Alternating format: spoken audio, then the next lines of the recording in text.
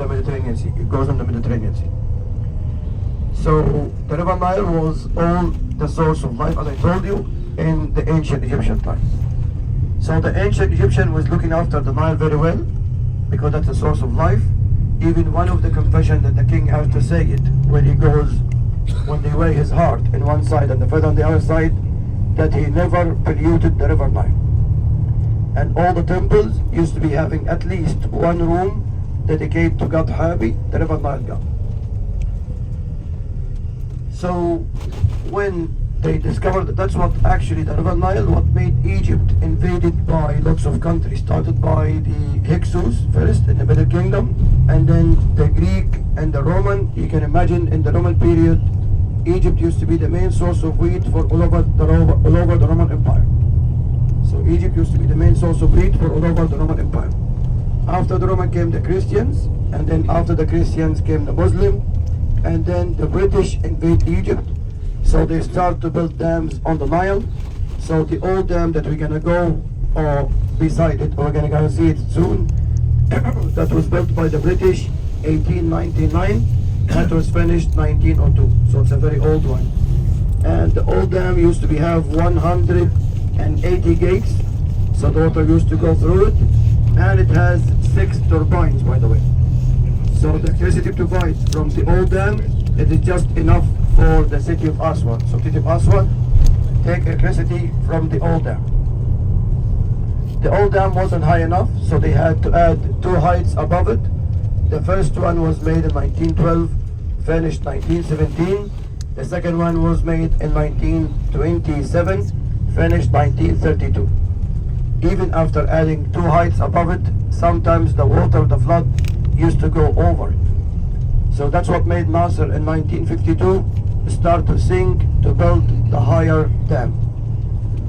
His reasons to build the high dam, 4 reasons by the way. The first one was, when you build a dam, as you know, you create an artificial lake, which been named after him, been named after Nasser, and it used to be the largest man-made lake made all over the world, because it goes for about 500 kilometers. 350 kilometers belong to Egyptian border, and 150 belong to Sudan. So Lake Nasser, that maybe some of us have seen it yesterday in your way to our symbol, it used to be the largest man-made lake, and it goes even to Sudan. So when you have this amount of water, and it's a fresh water, that means you have water all the year round. So that means we can rotate our crops, and instead of growing crops in the winter, in the summertime only, which is the flood season, we can use the water in the dry season, which is the winter season. So that will help us to rotate the crops, and that's actually increased the green fields for about 80% more than what used to be grown before we built the high dam. So it increased the green areas for about 80% more than before we built the high dam. Second reason that the high dam is a hydraulic dam that has 12 turbines, each one providing 175 megawatt. So that's a huge amount of power.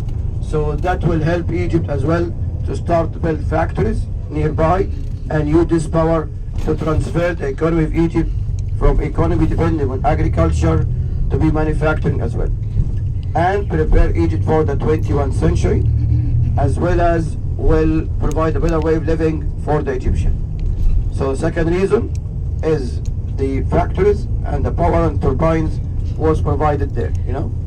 The third reason, that the stability of the water became quite stable, so that started a new industrial, which is shipping and floating boats that they can sail from Aswan up to Cairo even, and shipping boats as well, which is the cheapest way to ship the rocks from here to Cairo. Before we built the high dam, the stability of the water was not very stable, so that's why we weren't able to be doing this. The fourth reason that make people feel insecure building their houses very close to the shore, because when the flood used to come every year, that used to be destroying some of the people's houses, or even some of the temples that was built very close to the Nile. So that was the main reasons to build the high dam. And when they start building the high dam, it used to be called Challenge Against Nature. because now here we are in the winter season and even some of us are wearing short sleeves. Imagine coming to here in July and August. So it gets very hot, up to 50 Celsius, 128 Fahrenheit, and you're not just standing, you are working here. The type of the rocks here is mainly granite, by the way. The type of the mountain here is mainly granite, as we saw the quarry yesterday. So it's a very hard to cut the granite, so they used a huge amount of dynamite. The amount of dynamite being used is the same amount being used in the Second World War. By the way, to the left hand side, if you open your curtains, you'll be able to see the old dam. So that's the old dam that was built by the British 1899 and it was opened 1902. You see it to the left hand side? That's all the old dam, and as you see it became quite old, need lots of maintenance.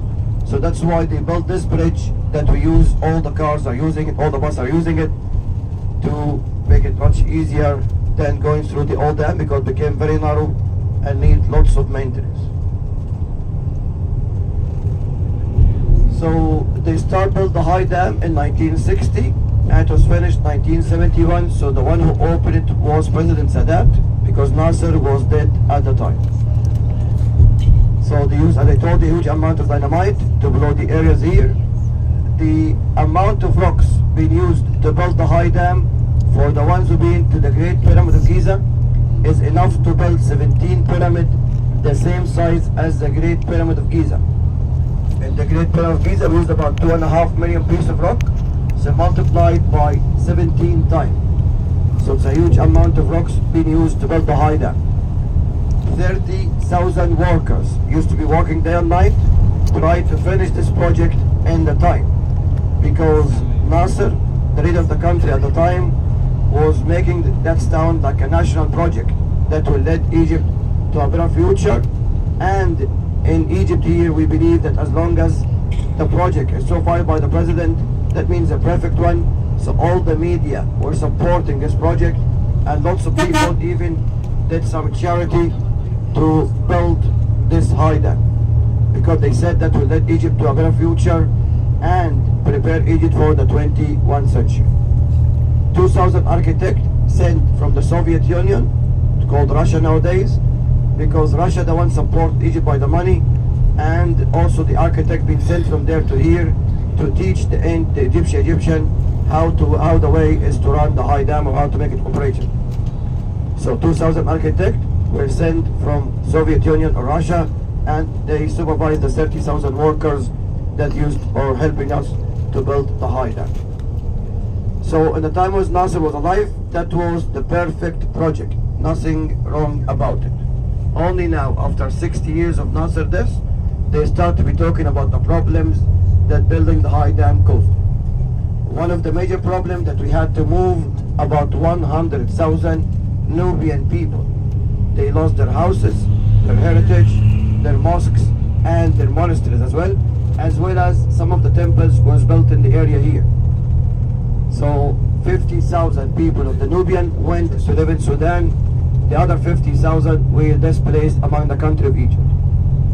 We used to have, that's the first problem. The second one, we used to have 22 temples built in the area here, start from Aswan up to El Khartoum in Sudan. Of course, all of these temples flooded by the water, so the Egyptian government asked for an aid from the UNESCO to help us to save the temples. So they saved only the big temples only, like Abu Simbel, like Philae Temple, and like Kalabsha Temple that we're going to see soon, by the way. So these are the temples, the big ones. So who knows, maybe still underneath the water, more of a small parts of the temples. And because all the temples are built by sandstone, so the water nearly ruined it all. And as a way of thanking the country, volunteer to help Egypt to save these monuments, Nasser had to give some of the temples as a gift. So if you go to Madrid Museum in Spain, you're gonna find the gates was taken from here. If you go to Turin Museum in Italy, as well as if you go to America in the Metropolitan, there is a gate there named Dandun, and even when they displayed there in America, it was displayed around it water in the Metropolitan Museum. So that was taken from here, and the water representing Lake Nasser. So because it was given with our own hand or with our own wish, so that's why we cannot claim to have these monuments back again here. The third problem that built the high dam caused, that when we built the dam, the rich salt that the flood used to carry every year, it used to be added layers of the rich salt, very fertilized layer of mud. Now it's all stuck behind the high dam or stuck behind the high dam. So we started to use chemical sinks for fertilizing, chemical material for fertilizing our land, which is not good for the people's health. But before built the high dam, the land used to be fertilized naturally by the rich salt that the flood used to carry. The fourth problem, now when the people are feeling secure that their houses are not